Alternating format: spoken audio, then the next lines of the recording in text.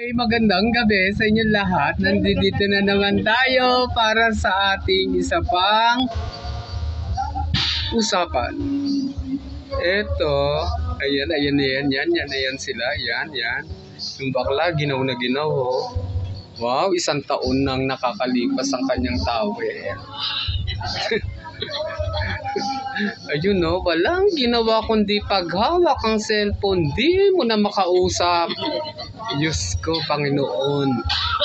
Ayan, no, yun si Nanay Linda, oh, nakikita mo yung towel.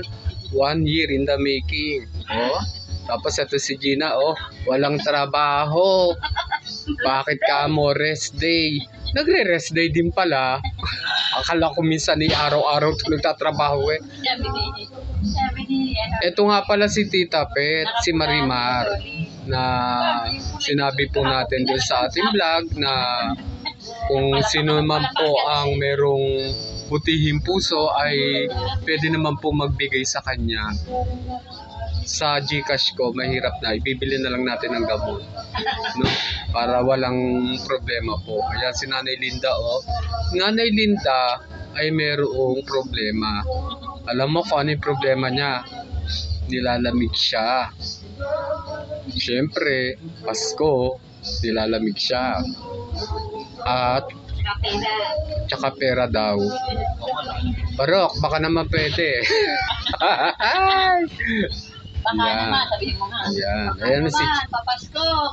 ayan si Gina, oh, nangungulangot pa. Hindi, ano ba yan si Barok? Hindi. Sa YouTube to. Ayan. Kasi kaya tayo gumawa ng vlog para kay Marimar, pambili ng gamot. Pero hindi naman siya nagsishare. Diyos ko, wala man lang ipasang picture ba o kaya ano. Picture siya niya nung naliligo siya sa bangbang, nung bata-bata pa siya. Wala. Diba? Ayan. Kung gusto nyo pong tumulong, okay lang. Kung ayaw nyo, okay lang din. Kayo, Diyos na lang ang bahala sa inyo.